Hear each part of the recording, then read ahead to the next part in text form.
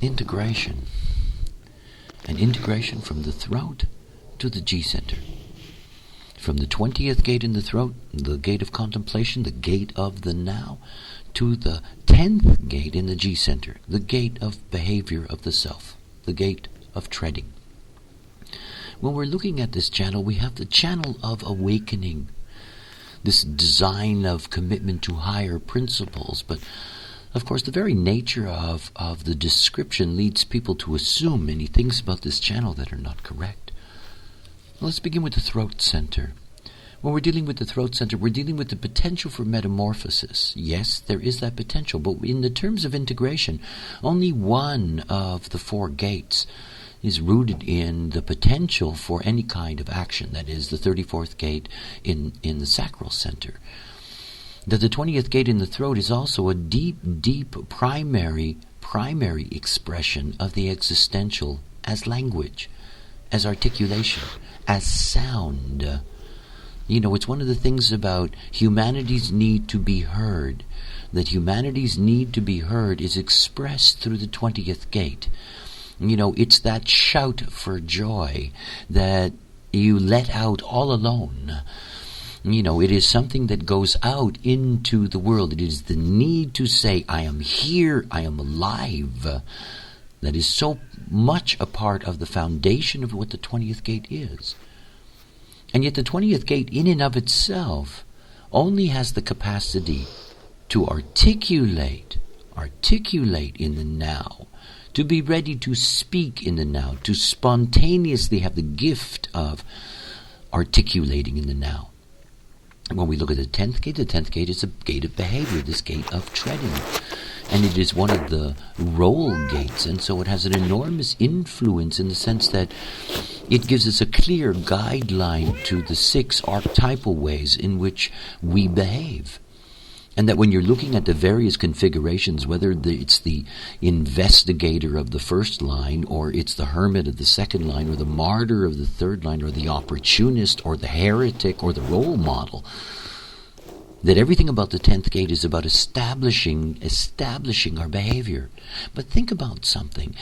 The ability to establish the behavior of an identity, so that the identity is known by the other, that so much of what integration is about, well, it's about projection.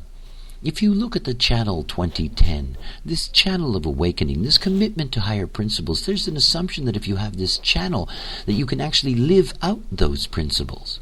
Well, that's not necessarily so. You can articulate or express those principles in the now. That's something you can do. But the thing to be clear about is, in the very quantum of how channels operate, that when you take the 20 and you put the 10 together, first of all, that is not a completion. There are things missing. Remember that this is an integrated field, and as an integrated field, there are aspects that are missing. But when you're looking at that, what you're looking at is the ongoing quantum phenomena of recognizing in the now and seeking recognition in the now. If you really want to have a word to describe the nature of the 2010, the word is presence. This is the power of a being, in which others immediately have this sense that they're there. They're there in the now. There is this presence in the now. And everything about awakening is about this ability to recognize and be recognized spontaneously and in the now. And yet it's not complete. It's not complete because all it can do is express. And it can only express as language. It cannot necessarily act it out. And even if the power is there to act it out, even if the 34th gate is present, that acting out is still not guided by awareness. The integration channel has 4 very clear requirements, 4 very essential components. And it is only when all of those components are present that the real nature of the quantum field of this channel can possibly be revealed. The intuition, the power, the behavior, and the presence in the now. This is integration.